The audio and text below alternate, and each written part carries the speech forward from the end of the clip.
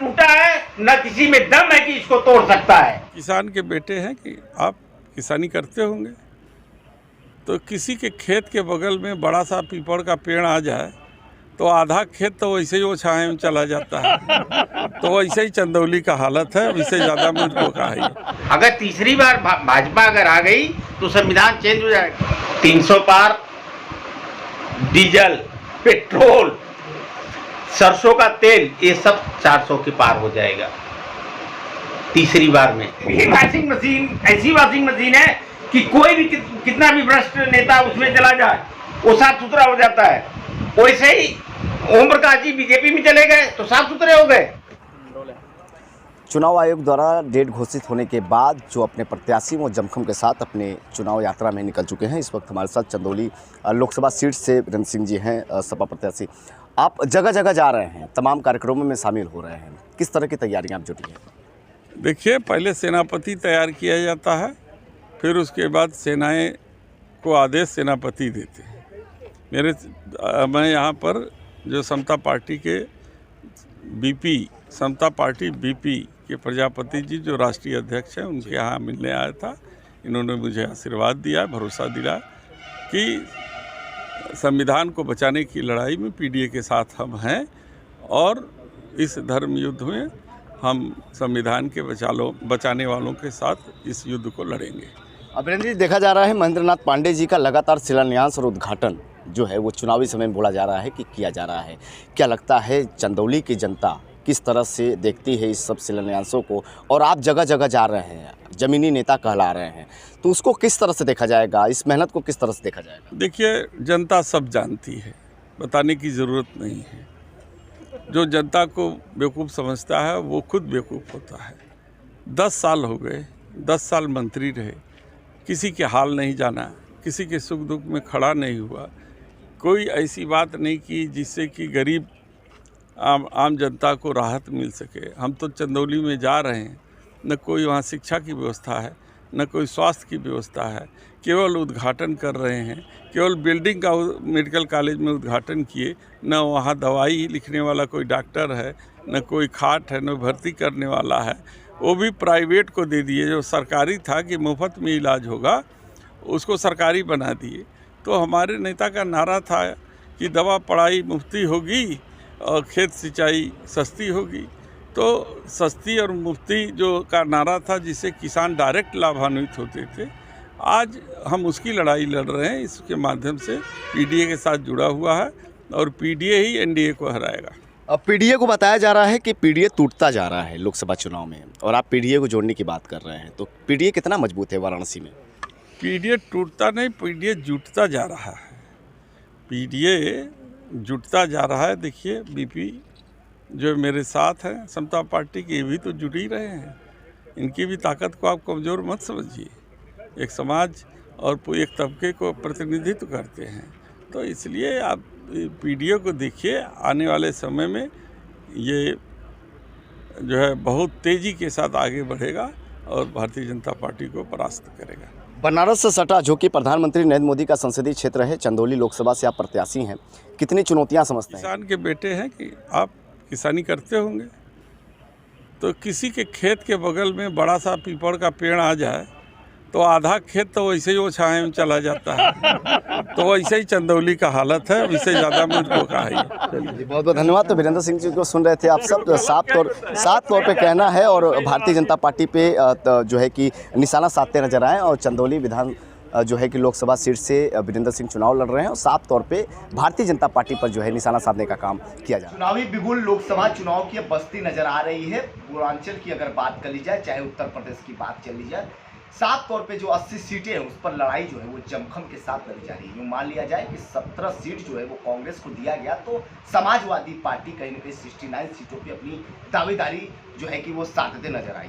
और सबसे महत्वपूर्ण बातें देखने को मिल रही इस बार लोकसभा चुनाव में कि टीएमसी जो कि ममता बनर्जी भी भदोही से अपना प्रत्याशी लड़ाती हैं। और सीधी तौर पे बात करने के लिए इस वक्त देखिए हम आ चुके हैं राष्ट्रीय समता पार्टी के राष्ट्रीय अध्यक्ष कैप्टन राजकुमार जी हैं हमारे साथ, और इनके आवास पे आते हैं वीरेंद्र सिंह जी और समाजवादी पार्टी के प्रत्याशी हैं। लेकिन एक सवाल खड़ा हो जाता है कि राष्ट्रीय समता पार्टी के कैप्टन जी हैं, जो राष्ट्रीय अध्यक्ष हैं, इनके यहाँ समाजवादी पार्टी का दमखम जो है वो देखने को मिल रहा है। कैप्टन जी, क्या समझा जाएगा? क्या गठबंधन समझा जाएगा या सहयोगी दल समझा जाएगा, या यूं मान लिया जाए कि भारतीय जनता पार्टी से आप भी खपा है?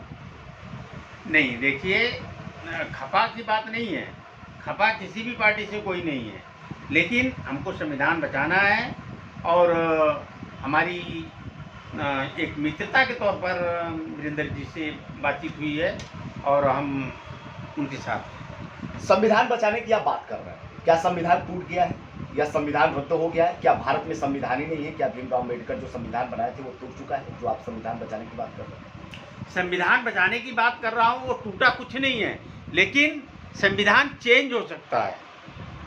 अगर तीसरी बार भाजपा अगर आ गई तो संविधान चेंज हो जाएगा। जैसे हम बैठ करके आज़ादी से एक दूसरे से बातचीत कर रहे हैं, हम आपको अपना इंटरव्यू दे रहा हूँ, कुछ भी कर रहा हूँ, एक आज़ादी है, लेकिन जब ये आज़ादी संविधान ख़त्म होने के बाद कुछ नहीं होगा और ये हिटलर शाही वाली बात आने वाली है। अगर तीसरी बार अगर बीजेपी केंद्र में सरकार बन गई तो चुनाव भी खत्म, ये शायद अंतिम चुनाव होगा। तो हमको संविधान बचाना है, साथ में मतलब डेमोक्रेसी को बचाना है, तो इस कारण हम पीडीए का साथ दे रहे हैं। भारत को लोकतांत्रिक और संवैधानिक देश माना जाता है, यहाँ सब कोई स्वतंत्र है, आप भी स्वतंत्र हैं, सब कोई स्वतंत्र है। आप एक और बात कर रहे हैं कि संविधान बदल सकता है, तो आप पहले जो है कि अनुमान लगाने वाले ऐसे नेता कहलाएंगे इस बार लोकसभा चुनाव में कि आप पहले से अनुमान लगा रहे हैं कि आने वाले समय में अगर भारतीय जनता पार्टी तीसरी बार सरकार बनाती है तो संविधान खतरे में जाता है। तो क्या आप भविष्यवाणी कर रहे हैं लोकसभा चुनाव में? नहीं, अभी आपको बड़ा क्लियर मैं बता दूं, लोकतांत्रिक है देश, लेकिन लोकतंत्र को जिंदा रखने के लिए धरना प्रदर्शन जरूरी है। और आप कहीं भी धरना प्रदर्शन कीजिए, कहीं भी धरना प्रदर्शन कीजिए, सरकार करने नहीं दे रही है। जब आपको बोलने की आज़ादी छीनी जा रही है तो संविधान कहाँ बच रहा है? तो हम भविष्यवाणी नहीं कर रहे हैं, जो सामने आ रहा है वही दिखाई दे रहा है, उसी के बारे में बता रहा हूँ। आपके यहाँ जो शख्स आते हैं उनका नाम वीरेंद्र सिंह है, जो कि चंदौली जो है कि लोकसभा सीट से तैयारी में जुट चुके हैं और पूरी तरीके से प्रशासित हो चुके हैं। और बात कर लीजिए, प्रधानमंत्री नरेंद्र मोदी का संसदीय क्षेत्र है और उसका आधा हिस्सा जो है वो जो है कि चंदौली लोकसभा में आता है। तो आपको क्या लगता है किन किन मुद्दों पे बातें हो सकती हैं, किन किन मुद्दों पे वोटर्स जो है वोट देंगे? देखिए, बेरोजगारी, मुद्दे बहुत हैं। बेरोजगारी है, अभी आप 10 दिन 15 दिन पहले की बात है, सिपाही भर्ती का एग्जाम हुआ था और उसके पेपर लीक हो गए थे। तो 10 साल की 7-8 साल की उत्तर प्रदेश में जो सरकार है, जितने भी पेपर हुए हैं सारे पेपर लीक हुए हैं। अभी लेटेस्ट 10 दिन 15 दिन का है, तो ये सब मुद्दों में है। अब जो हमारे नौजवान साथी 7 साल 8 साल से तैयारी कर रहे हैं और उनको आगे फ्यूचर नहीं दिख रहा है, कुछ हो नहीं रहा है, पेपर लीक हो जा रहे हैं, तो उनका एज ओवर हो गया, उनकी तो लाइफ चौपट हो गई। कैप्टन साहब, आप पीडीए की बात कर रहे हैं। ये बताया जा रहा है कि ओम प्रकाश राजभर, दारा सिंह चौहान को जब दिया गया भारतीय जनता पार्टी से टिकट, तो साफ तौर पे ये हो गया कि ओम प्रकाश राजभर अन्य पिछड़ा दलित वर्ग की जो लोग हैं उनको जोड़ने का काम किया। तो पीडीए कहाँ से मजबूत है, इसको हम समझना चाहेंगे आपसे। देखिए, ओम प्रकाश राजभर, दारा सिंह चौहान कहने को तो भाई ये बड़े नेता अपने आप को मान रहे हैं। आप मानते हैं कि नहीं? आप बड़े नेता मानते हैं कि नहीं? मैं नहीं मानता। आप ओम प्रकाश राजभर को बड़े नेता नहीं मानते? नहीं मानता भाई, नहीं मानता। कैसे बड़े नेता मैं मानूंगा? उन्होंने इससे पहले वो पीडीए की बात कर रहे थे, पिछले दलित की बात कर रहे थे।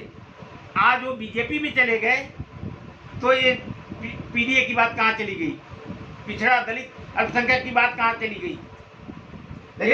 बात सुन लीजिए, वो वॉशिंग मशीन की तरह ही है कि बीजेपी वॉशिंग मशीन ऐसी वॉशिंग मशीन है कि कोई भी कितना भी भ्रष्ट नेता उसमें चला जाए वो साफ सुथरा हो जाता है। वैसे ही ओम प्रकाश जी बीजेपी में चले गए तो साफ सुथरे हो गए। अब पिछड़ा दलित अल्पसंख्यक ध्यान में नहीं आ रहा है। आज मैं बताता हूं कि अगर वो बीजेपी के साथ नहीं होते तो शायद वो पिछड़े के बड़े नेता होते। आज माननीय अखिलेश जी को पीछे छोड़ देते, लेकिन वो बीजेपी में जा करके अपना ये हक खो दिए। मतलब आप भारतीय जनता पार्टी को ये बता रहे हैं कि वॉशिंग मशीन है, जो जाता है वो धुल के साफ सुथरा हो जाता है, तो इसका सर्फ कौन होता है?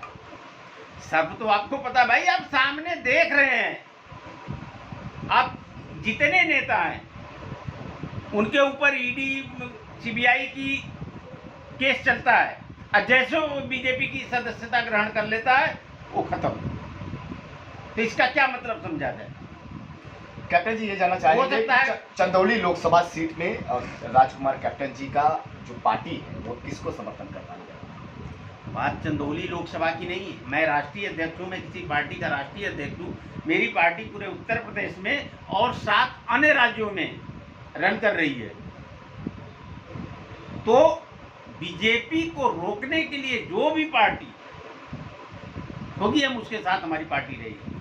अब चूंकि ये हमारा लोकसभा क्षेत्र है चंदौली, और उस क्षेत्र से वीरेंद्र जी खड़े हैं, वो हमारे पास है, तो हम उनका सहयोग सिर्फ ये मत सोचिए कि सिर्फ चंदौली का ही कर रहा हूँ, मैं पूरे उत्तर प्रदेश की बात कर रहा हूँ। उत्तर प्रदेश में कांग्रेस का ही नहीं है, बसपा का ही नहीं है, कोई भी क्षेत्रीय दल नहीं है तो सिर्फ सपा जो बीजेपी को टक्कर देगी।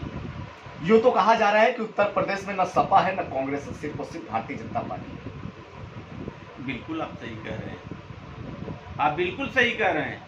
सपा के भाजपा के साथ जनमत नहीं है, सरकारी तंत्र है, ईवीएम इनके साथ है, इसलिए कुछ भी कर सकते हैं। लेकिन आप सर्वे कर लीजिए, सी वोटर के जो सर्वे होते हैं वो करके देखिएगा, इनके साथ जनमत नहीं है। आज जितने गोदी मीडिया हैं, सर्वे उनके खिलाफ है, लेकिन वो सर्वे उनके पक्ष में दिखाते हैं। मतलब ये कहा जाता है कि अगर मीडिया की चर्चा होती है तो लगातार तमाम कुछ ऐसे नेता हैं जो टीका टिप्पणी करते हैं। आपने भी आज टीका टिप्पणी कर दिया, तो बात करेंगे मीडिया पे भी। आप कह रहे हैं गोदी मीडिया, अगर सत्ता पक्ष की बात दिखाए और विपक्ष की बात न दिखाए तो आप उसको गोदी मीडिया कहते हैं। तो गोदी मीडिया का परिभाषा आप ही बता दीजिए कैप्टन साहब, होता क्या है? देखिए, गोदी मीडिया में जो नेशनल चैनल है, आज ये आपने देखा है इलेक्ट्रोल बॉन्ड पे कोई भी मीडिया इलेक्ट्रोल बॉन्ड को दिखा रही है, उसके बारे में बता रही है, सिर्फ उसको बंद करने के लिए, इस बात को छुपाने के लिए सीएए लागू हो गया, ताकि मीडिया में सीएए उछलता रहे। तो क्या सीए लागू होना गलत है आपकी नजर से कैप्टन साहब? आपसे हमारी तरफ क्या से सीए लागू होना गलत है? नहीं, सीए कानून कितने दिनों से बन करके पड़ा है, लेकिन ये लास्ट मोमेंट में क्यों लागू हुआ? क्योंकि मतलब इलेक्ट्रोल बॉन्ड का खुलासा हुआ। इलेक्ट्रोल बॉन्ड का पर जनता का निगाह में न जाए, उस पर जनता की वो न पड़े, इसलिए मीडिया के सामने सीए को रख दिया गया और सीए को बढ़ा करके दिखाया जा रहा है। आपने कहा भारतीय जनता पार्टी को रोकना। Bharatiya Janata party in the sense अगर आपके मामले में समझा जाए तो रफ्तार बहुत तेजी से चल रहा है, उसको रोकने का काम आप पीडीए के जितने भी तमाम पदाधिकारी और तमाम जो पार्टियां हैं वो लग गई हैं। लेकिन आपको बता दें कि 370 पार, और वहीं अगर एनडीए की बात करी जाए तो कहा जा रहा है 400 पार इस बार सरकार बनने जा रही है। बिल्कुल आपने सुना न, पिछली बार भी 300 पार कर रहे थे भाई। आज 300 पार डीजल, पेट्रोल, सरसों का तेल, ये सब 400 के पार हो जाएगा तीसरी बार में। तो आप अपने बजट के बारे में भी ध्यान रखना। जब पेट्रोल, डीजल और सरसों का तेल जब 400 के पार जाएगा ना, तब समझ में आएगा आपका किचन का बजट कब गड़बड़ हो जाएगा। भाई यही बीजेपी सरकार थी 2014 में, जब 365 रुपये का सिलेंडर आता था, यही स्मृति ईरानी सिर पे सिलेंडर लेकर के घूमती थी, जगह जगह आलू प्याज के माले पहन करके बैठ जाते थे कि बहुत महंगाई है, बहुत महंगाई। आज 1000 रुपये से ऊपर सिलेंडर हो गया है। और जब 300 मतलब ये मान लिया जाए कि इस बार लोकसभा चुनाव में जो है महंगाई वो मुद्दा होने वाला, अहम मुद्दा होने वाला। महंगाई, बेरोजगारी, हर मुद्दे बहुत है। किसानों का मुद्दा है, जवानों का मुद्दा है, पहलवानों का मुद्दा है, खिलाड़ियों का मुद्दा है, मुद्दे बहुत है। ये सारे मुद्दे सामने आएंगे। आपने पार्टी बनाया, उसके बाद उद्देश्य समझ में आया, लेकिन ये समझ में नहीं आया कि आप किस पार्टी की तरफ रुख कर रहे हैं। आज चूंकि झलक देखने को मिला, समाजवादी पार्टी का जो लोग हैं वो आपके दरवाजे पे आए, तो यूँ मान लिया जाए आने वाले भविष्य में राष्ट्रीय समता पार्टी जो बीपी है, जो कैप्टन जी की जो पार्टी है, वो समाजवादी पार्टी के सहयोगी दल के रूप में काम करेगी। नहीं, ऐसा नहीं है भाई। मेरा मुद्दा वही है 95-5 का। मेरे लेकिन आप तो 95-5 का मुद्दा ही भूल गए। आप तो साफ तौर पे कह रहे हैं कि लोकसभा चुनाव में समाजवादी पार्टी को अंदरूनी तौर पे सपोर्ट कर रहे हैं। 95-5 भाई देखिए, इसके साथ हमारे सिर्फ 95-5 एक मुद्दा नहीं है, हमारे मुद्दे कई हैं। उस मुद्दे में हमारा ये भी है कि संविधान को भी बचाना है, तो संविधान बचाने के लिए मैं उस सपा के साथ जा रहा हूँ।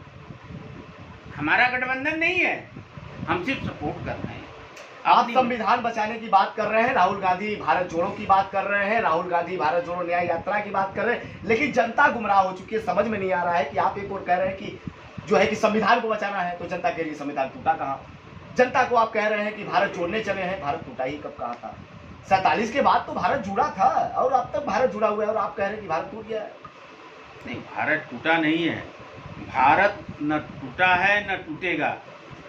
भारत की के बारे में, उसके टूटने और जोड़ने के बारे में हमारे से ज़्यादा कोई नज़दीक से नहीं जानेगा, क्योंकि मैं एक सैनिक हूँ। तो आप कैसे देखते हैं? आप एक पूर्व सैनिक रहे हैं, हम आपसे ही पूछना चाहेंगे, राहुल गांधी के भारत जोड़ो यात्रा के मतलब को आप किस तरह से समझाना चाहेंगे? हमारे दर्शकों को बताइए जरा, आप सैनिक रहे हैं, उस रूप में बताइए। देखिए, सैनिक होने के नाते हम भारत की रक्षा बाहर के दुश्मनों से कर सकते हैं, लेकिन अंदर के जो दुश्मन हैं उनसे बचाने के लिए अब मैं आया हूं। अभी तक बाहर के दुश्मनों से लड़ रहा था, अब अंदर के दुश्मनों के लिए लड़ने के लिए यह पार्टी बनाया है। भारत टूटा है या जुड़ा है, या भारत जोड़ने के प्रयास किया, इसका जवाब दीजिए आप। भारत टूटा है, न किसी में दम है कि इसको तोड़ सकता है। तो राहुल गांधी क्यों जोड़ने चल गए हैं भैया? वही तो मैं आपसे पूछ रहा हूँ। वो टूट गया है तब जोड़ने चले जा रहे हो आप? नहीं नहीं नहीं, कहीं उन्होंने जोड़ने और टूटने की बात नहीं किया है। उन्होंने यात्रा निकाली है उस नाम से। जोड़ने की, भारत जोड़ने की बात नहीं कर रहे हैं या टूटने की बात नहीं कर रहे हैं। अब किसी में दम नहीं है कि भारत को तोड़ देगा। जी बहुत बहुत धन्यवाद। तो आप सब सुन रहे थे राजकुमार कैप्टन जी को, जो कि राष्ट्रीय समता पार्टी बीपी के राष्ट्रीय अध्यक्ष हैं, और साफ तौर पे आज देखा गया चुनावी बिगुल बजते नजर आ रहे हैं, और ग्राउंड जीरो से हमारी तस्वीरें आप सबके समक्ष रूबरू होता नजर आ रहा है। वीरेंद्र सिंह आते हैं, कैप्टन जी से मुलाकात होती है और चुनावी जो रणनीति होती है वो बनता नजर आता है। लेकिन साफ तौर पर कैप्टन जी का आरोप है कि भारतीय जनता पार्टी एक वॉशिंग मशीन है, इसमें जो भी जाता है वो धुला कर ही वापस आता है। वाराणसी से दीपक चौबे, ब्यूरो रिपोर्ट, आरोप।